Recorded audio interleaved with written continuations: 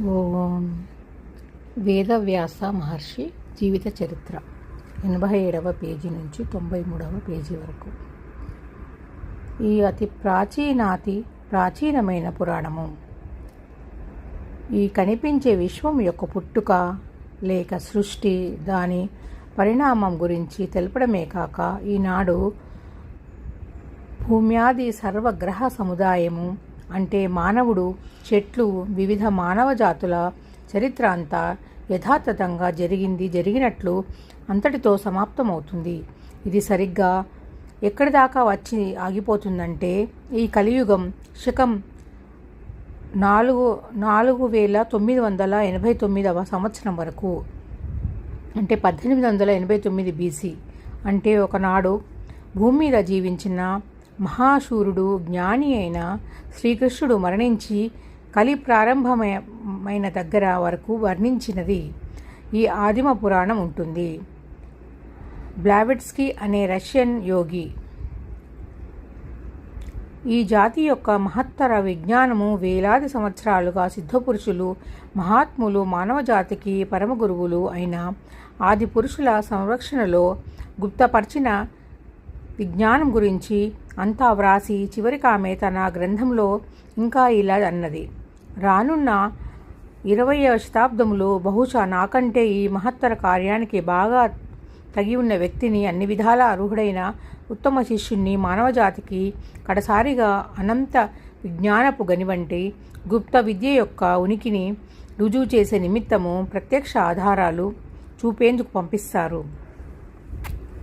ఏదైనా అనాదిగా మానవజాతిలోని అన్ని మతాల వెనుక అనేక వేదాంత శాఖల అడుగున ప్రపంచానికి తెలిసిన అన్ని సిద్ధాంతాలకి మూలంగా ప్రవహించే జీవన స్రవంతి వంటిది ఆ గుప్త విద్య.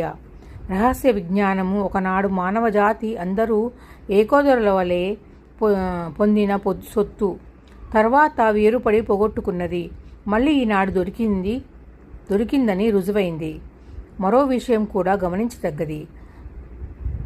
ప్రపంచ ప్రఖ్యాతిగాంచిన జ్యోతిష్కుడు బ్రిటిష్ వాడైన కౌంట్ లూయి హీమన్ లేక కీరో కూడా తాను ప్రపంచంలోని అతి రహస్య విజ్ఞానాన్ని గురించి చేసిన అన్వేషణలో హిమాలయాలలోని సిద్ధపురుషుల వద్ద అతి గుప్తంగా దాచబడిన ఆదిమ విజ్ఞాన గ్రంథం ఒకటి మానస సరోవరం దగ్గర చూచానని, అది మానవ చర్మంతో చేసిన పేజీల మీద కాలం చెరపరాని ఒక రంగు సిరాతో వ్రాయబడి ఉందని, అందులోని అనేక విషయాలకి జ్యోతిష్యానికి సంబంధించిన పుటలను తాను చూచానని, ప్రపంచాన్ని ఉర్రూతొలగించే తన జోస్యం బ్రాహ్మణులు తనకు ప్రసాదించిన విజ్ఞానంలోనిదేనని వ్రాశాడు తన ఆత్మకథలో. ఇటువంటి అతి ప్రాచీనమైన మానవ జాతికందరికీ మొదట విజ్ఞాన భిక్ష పెట్టిన ఆదిపురాణం గురించి ఇంకా కొన్ని విషయాలు మాత్రం మనకి ఈనాడు తెలుస్తున్నాయి. అవి ఏవంటే: 1. ఈ భూమి మీద మొదట మానవజాతి ఎలా సృష్టించింది అన్న రహస్య గాథను ఈ ఆది గ్రంథం తెలుపుతుంది. అది ఈనాటికి సైన్సుకు లొంగని గడ్డు సమస్యే. ఈనాటి శాస్త్రజ్ఞులు కని విని ఎరుగని అతి ప్రాచీన చరిత్ర అంతా కూడా యథాతథంగా వర్ణించబడి ఉంది ఈ ఆది పురాణంలో. ఈ భూమి మీద జరిగిన ప్రళయం గురించి ఒక్కటి కాదు, ఇలాగా భూమి చరిత్రలో చాలాసార్లు ప్రళయాలు జరిగాయి. అందులో భూమి యొక్క ధృవాలు, దేశాల విభాగాలే ఎలా పూర్తిగా మారిపోయాయో అదంతా ఆశ్చర్యంగా కళ్ళకు కట్టినట్టు వర్ణించబడింది. ఈ గాథ సంక్షిప్తంగా ఒక టిబెట్ యోగి లామా రాసిన గ్రంథంలో వర్ణించాడు. అది ఈనాడు మనందరము కూడా చదవవచ్చు. డాక్టర్ ఫ్రమ్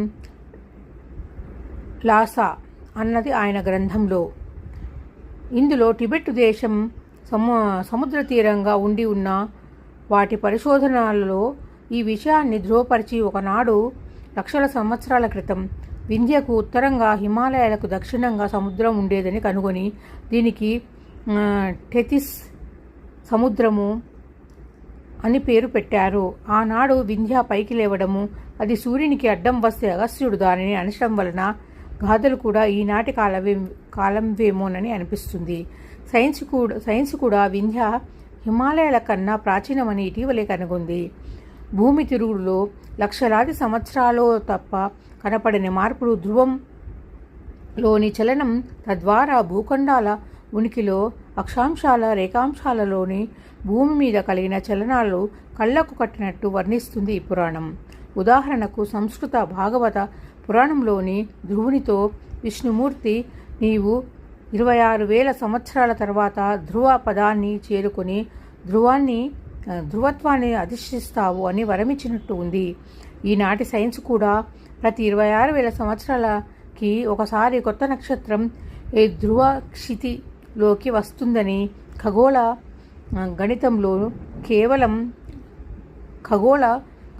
ఇటీవలే కనుగొన్న వైజ్ఞానిక సత్యం. ఇదే సరిగ్గా ఆనాటి భాగవత పురాణం ధ్రువచరిత్రలో ఉండడము ఒక నిదర్శనము. 4. వేదకాలంలోని ఋషులు ఈ సృష్టిలో ప్రపంచం పుట్టుక ఎలా జరిగింది అన్న ప్రశ్నకి సమాధానం కోసం ఎలాగా పరిశోధనలు చేశారో, అలానే కలియుగం ఆదిలో వేదవ్యాస మహర్షి కూడా ఆలోచించినట్టు మహాభారతం ఆది పర్వంలోని సృష్టి క్రమం గురించి తెలిపే భాగం వర్ణించి చెబుతోంది. కోటానుకోట్ల సంవత్సరాల క్రితం జరిగిన ఈ విశ్వ ఉత్పత్తి, దానికి ముందు రోదసిలోని గడాంధకారము, ఆ అంతరిక్షంలోని ఆ కటిక చీకటిని చీల్చుకుంటూ సూర్యుడు, గ్రహాలు పుట్టడము, భూమి సూర్యుని నుంచి విడివడి గట్టిపడి నదీ సాగరములు ఉత్పత్తి, ఔషధులు, తర్వాత 3 యుగాల అనంతరము జంతు జీవరాశుల పుట్టుక, ఇదంతా కూడా వేదవ్యాస మహర్షి హిమాలయాలలోని అడవుల మధ్య ఉన్న ఒక గుహలో యోగ సమాధి పొంది అందులో దర్శించినట్టు భారతంలో ఆయనే వ్రాశాడు. అందులో ప్రపంచ జననం, వృద్ధి, ప్రళయ చరిత్ర, అంటే జరిగింది, జరుగుతున్నది, ఇంకా జరుగుతున్నది కూడా వర్ణించడంతో సరిపోతున్నాయి. ఇదే ఆయన పొందిన అపూర్వ విశ్వానుభూతి. 5. ఇలా యోగ సమాధి దర్శించిన ఒక సృష్టి చక్రము, అంటే సూర్యుడు, గ్రహాలు, భూమి పుట్టి పెరిగి తయారై దాని మీద జంతువుల పెరుగుదల, మానవ చరిత్ర, రాజులు, రాజ్యాల ఇతిహాసం, వ్యాస మహర్షి కాలానికి జరగనున్న చరిత్రతో సహా చివరికి కల్పాంతానికి మళ్ళీ ఈ గ్రహాలన్నీ తిరిగి సూర్యునిలో ప్రవేశించి లయమైపోయి మహాప్రళయం దాకా కూడా ఇలా నిత్యం జరిగే చక్రము అంతా ఈ పురాణ సంహితలోని ప్రధానాంశం. అందులోని రాజులు, యుద్ధాలు, రాజకీయాలు, అదంతా కూడా ఈ కాలపురుషుని మహానాటకంలో ఒక భాగం అన్నమాట. అది మానవ అంకం. పై కాలచక్రంలో అధ్యాయాల వంటి యుగాలు. ఈ యుగాలలో ఇటీవల ప్రారంభమైన ఆధునిక యుగమే కలియుగము.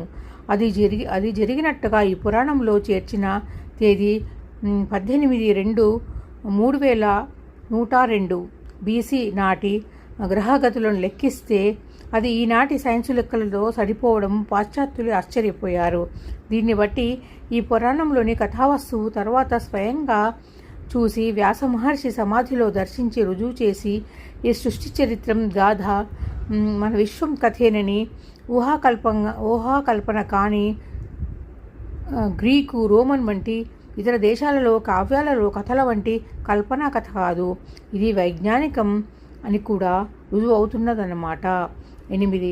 ఈ సృష్టి ప్రళయాల మధ్యకాలం చరిత్రలో భవిష్యత్తును పై విధంగా చూసి వ్రాయబడిందే భవిష్య పురాణం అని కూడా తేలుతుంది. ఇది అనేక మునులు నాడీ జ్యోతిష గ్రంథాలలో వ్రాసినట్టుగా యథార్థ భవిష్యత్తును దివ్య దృష్టితో చూసి వ్రాసిందే.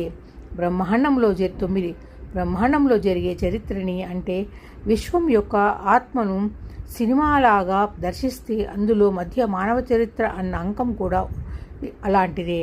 అంతకుముందు దశలో ప్రకృతి అంతా జలమయమై ఉంది. ఆదియుగం, ఆ తర్వాత వృక్షజాతులు, జంతువులు, తర్వాత వెన్నెముక గల జాతులు, పక్షులు, మానవులు, ఇలా ఒక నాటకంలోని అంకాలులాగా ఒకదాని తర్వాత ఒకటి రావడము స్వయంగా చూచిన సృష్టి చరిత్రే ఈ ఆదిపురాణంలోని కథావస్తువు. ఇది అంతా గత చరిత్ర. ఇక వర్తమాన చరిత్ర అంటే వ్యాస మహర్షి మళ్ళీ ఇలా ప్రాచీన విజ్ఞానం అంతా నశించిపోకుండా మానవజాతి ఉపయోగార్థం 18 పురాణాలను విడివిడిగా వ్రాసిన కాలము. అది కలియుగం మొదలయ్యే సంధికాలం. అదే విషయం పరాశర మహర్షి వ్రాసిన విష్ణు పురాణంలో అంటే వ్యాసుడు 18 పురాణాలలో విడివిడిగా విషయసారంను 18 కల్పాలలోని చరిత్రనంతా వ్రాసిందే. 18 అంకాలకు ఒకే గ్రంథంగా కలిసి ఉన్న ఒకే గ్రంథం విష్ణు పురాణము. విష్ణు పురాణంను రాసిన కాలం కూడా ఆ ద్వాపరయుగం అంతమై కలియుగం ప్రారంభమయ్యే గడప. అది యుగసంధి కాలమే. కాబట్టి పురాణాలు కల్పిత కథావస్తువులు కావు. ఇవి ఊహాకల్పనలాగా కావ్యంలాగా వ్రాసినవి కావు. ఈ యుగాలంటే చారిత్రక శకాలని తెలిపేందుకు ఆ టైము ఉంటే గ్రహ స్థితులను ఇచ్చారు. అటువంటి కాలము శ్రీకృష్ణ నిర్యాణము లేక కలియుగ ప్రారంభం అని చెప్పబడే 18/2/3102 BC నాటి మైలురాయి. దానిలో అటు ముందరి రాజుల చరిత్ర, ఇటు కలిలోని చారిత్రక కాలంలోని విభాగాలు రెండింటినీ సరిగ్గా విభజించుకొని చారిత్రక కాలాలు తెలుసుకునేందుకు కావలసిన లెక్కలు భవిష్య పురాణంలో ప్రతి రాజు పరిపాలన వివరంగా విపులీకరించారు. ఇది వివరంగా వ్యాస మహర్షి కాలంలో అన్న అధ్యాయంలో వివరించాను. పురాణాలలో విశ్వచరిత్ర. ఈ ప్రపంచం ఏ విధంగా సృష్టించిందో, అందులోని ఖగోళ పుట్టుక, భూమి ఉద్భవము, ఈ భూమి మీద ఖండాలు, ఆయా దేశాలు, ప్రజలు, ప్రపంచంలోని వివిధ శ్రేణులు, నదులు, పుణ్యక్షేత్రాలు, లక్షలాది సంవత్సరాలుగా జరిగిపోయిన మానవ చరిత్ర అందులో నామరూపాలు లేకుండా కాలంలో కలిసిపోగా చరిత్రలో ఇంకా నిలిచి ఉన్న రాజులు, అవతార పురుషులు, యుగధర్మ ప్రవక్తల వంటి చారిత్రాత్మక వ్యక్తుల యొక్క ఇతిహాసము, మానవ జాతికి వారిచ్చే సందేశము, ఇలా ఈ విధంగా సమీకరించబడిన విజ్ఞానసారం అంటే చరిత్ర వలన మనకు తెలిసే గుణపాఠం వంటి శాస్త్రం విషయమెంతో ఈ పురాణంలో ఉన్న కథావస్తువు. అంతేగాక ఈ చరిత్ర మధించగా వచ్చిన సారం. ఈనాడు మానవుడు చదివి నేర్చుకునవలసిన నిత్య జీవిత అవసరాలైన మహాసత్యాలు. వాటిని అనుష్ఠించడం వల్ల మానవుడికి, మానవ జాతికి, మానవ సమాజానికి ఏ విధంగా మేలు చేకూరుతుంది అన్న విషయం కూడా మన ఈ పురాణంలోని కథావస్తువే.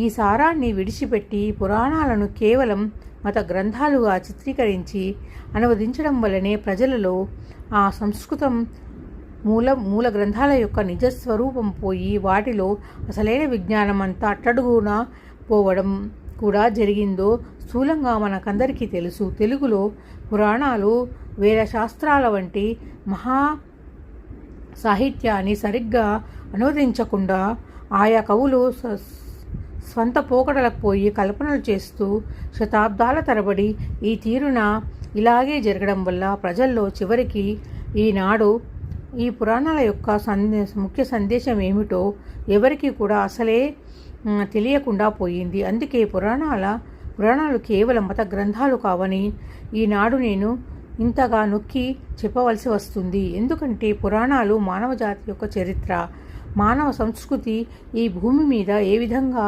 పరిణామం చెందిందో, కోట్లాది సంవత్సరాలుగా జరిగిన విషయాలు, అతి ప్రాచీన భౌగోళిక ఖగోళ విషయాలు, ఇన్ని విషయాలు ప్రపంచంలో ఇక మరే సాహిత్యంలోనూ దొరకని శాస్త్రాలు ఎన్నో మనకి ఈనాడు ఈ పురాణాల వల్లే లభిస్తున్నాయి. కనుక ఇవి గనుక నశించిపోతే శాశ్వతంగా ఈ ప్రాచీనమైన భూగోళ చరిత్ర, దానితో పాటు వచ్చిన అంతులేని విజ్ఞానమంతా కూడా నశించిపోగలదు. ఈ కారణం చేతనే భారతీయులమైన మనం ఈనాడు మన పురాణాలను సరిగ్గా అర్థం చేసుకోవడం అవసరము. ఇది మన విధి అయి ఉంటుంది. వ్యాసాయ విష్ణురూపాయ వ్యాసరూపాయ విష్ణవే నమో వై బ్రహ్మనిధే వాసిష్ఠాయ నమో నమః.